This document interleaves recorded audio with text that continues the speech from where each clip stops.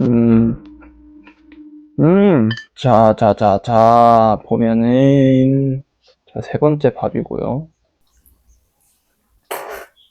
밥을 먹으면서 그 얘기를 한번 해볼게요. 어떻게 체지방만 빼냐? 근육량은 지키면서 어떻게 체지방만 빼냐? 이번에 벌크업을 먼저 할지, 다이어트를 먼저 할지에 대한 영상 중에, 벌크업 할 때 다이어트를 먼저 하라고 저번에 그랬단 말이에요. 체지방이 15%가 넘어가면. 근데 그럼 다이어트를 어떻게 하냐? 다이어트 할 때 가장 걱정이 근손실이 날까봐 걱정이 된단 말이죠. 근데 근손실이 안 날려면 일주일에 0.5kg 정도씩 빼면 근손실 없이 뺄 수 있다고 한단 말이죠. 그렇게 하려면은 자기 유지 칼로리에서 마이너스 500칼로리에서 먹으면 일주일에 한 3500칼로리 적자를 보잖아요. 1kg가 빠지려면 7000칼로리 정도가 적자가 있어야 1kg 정도가 빠진다고 해요. 그래서 저로 예를 들면 저는 2400칼로리 정도인데 1900칼로리를 먹었단 말이죠. 그래서 6개월 동안 9kg 정도 뺐는데 최근 들어서 바뀌게 된 게 있어요.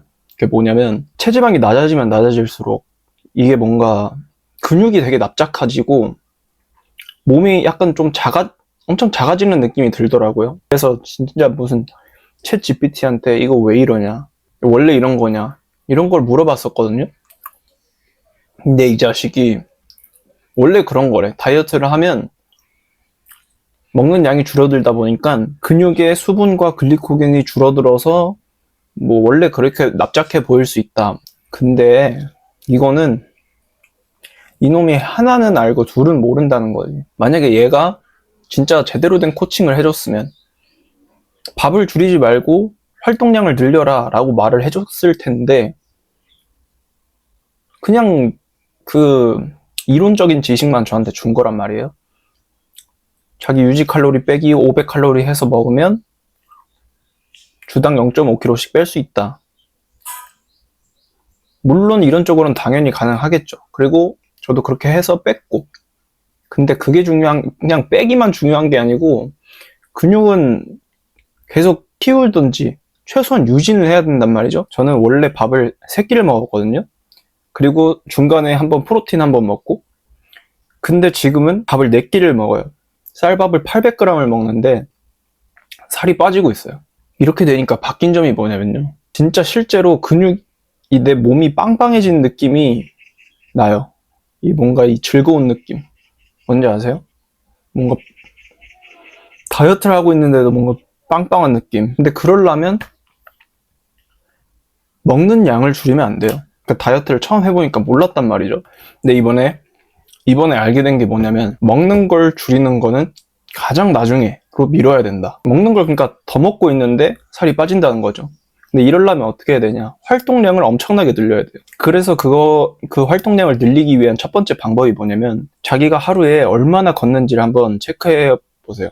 저는 보니까는 하루에 5,000보밖에 안 걷더라고요. 근데 최소한 10,000보는 걸어야 돼요. 그래서 요즘에 어떻게 하고 있냐면 아침을 먹자마자 밖에 나가요. 한 40분 정도 걷고 나면은 한 4,000보 정도 걷는데, 그렇게 하고 나면 나중에 오후에 활동하고 하면은 10,000보 걷기는 쉽더라고요. 그래서 기본적으로 10,000보는 채워야 된다. 오늘 몇 보 걸었나 한번 볼게요. 오늘은 11,000 이렇게 하고 나서 두 번째는 당연히 유산소를 타줘야 되는데, 이전에도 유산소를 탔단 말이죠. 경사 있는 거 그냥 걷기만 했었는데 그거를 30분 탔거든요. 사실 근데 그거는 그렇게 힘들지 않았어요. 타면서도 할만한데 이런 생각이었는데, 지금 바꾼 거는 뭐냐, 천국의 계단. 이게 직방입니다. 진짜로 땀이 그냥 터져요. 말이 안 되게 터져요. 너무 힘들어.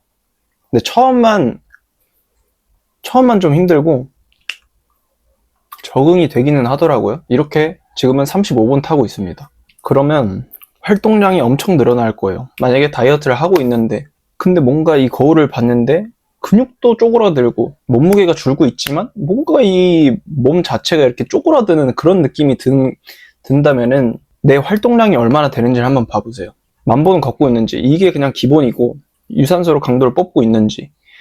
만약에 계단을 안 타고 있다, 천국의 계단을 안 타고 있다, 그러면 한번 타보세요. 왜냐면 이거에서 강도를 높이는 게 좋은 게 뭐냐면, 기본적으로 운동하는 거에서는 사실 아무도 내가 오늘은 열심히 안 해야지 하고 하는 사람 없잖아요. 근데 이거는 의지로 되는 게 아니란 말이죠. 운동을 하다 보면은 12개 했어. 15개까지 해야겠다라고 마음을 먹는다고 마음먹은 대로 되지 않는단 말이죠. 근데 유산소는 사실 귀찮은 거지, 귀찮고 좀 힘들다 뿐이지 마음만 먹으면 할 수 있는 거거든요. 그래서 제일 좋은 거는 뭐냐면 누구랑 같이 운동을 하면 좋아요. 내가 내 한계를 좀 끌어내줄 수 있는 그런 사람. 그러면 운동 강도가 올라가겠죠. 그러면 훨씬 다이어트도 잘 되고 더 많이 먹을 수 있고 그렇겠죠. 근데 하지만 혼자서 운동을 한다면 그 웨이트를 하는 시간 동안은 열심히 하는 건 당연하고 거기서 변화를 어떻게 크게 만들 수 있지는 않을 수도 있다. 아니면 막 개수를 많이 하는 그런 식으로 하던지.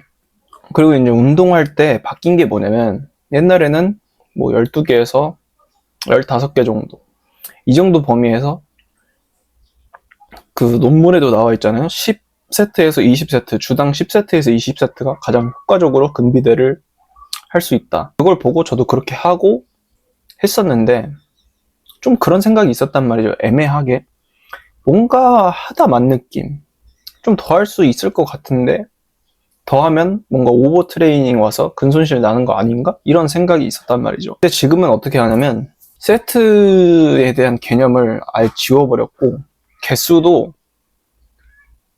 30개까지 하는 것도 있고 그냥 개수도 리미트를 엄청 풀어놨어요. 12개까지만 해야겠다가 아니고 그냥 이 근육을 완전 털어버리겠다, 약간 이런 느낌으로 스타일을 바꿔서 운동을 했거든요. 근데 이게 지금 수준에서는 더 맞는 것 같아요. 많이 하는 거 차라리. 약간 오만한 생각인데 그래도 운동을 한 3년 했으니까, 웨이트를 3년 했으니까 나는 운동을 좀 잘한다, 약간 이런 생각을 해서가지고 세트 수를, 운동을 잘하는 사람들은 세트 수를 줄여서 하잖아요.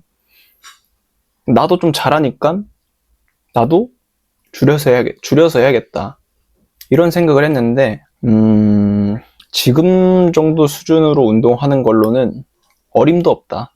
왜 공부도 많이 하는 사람이 더 잘할 거고, 뭐든 많이 하면 일단 잘할 거 아니에요.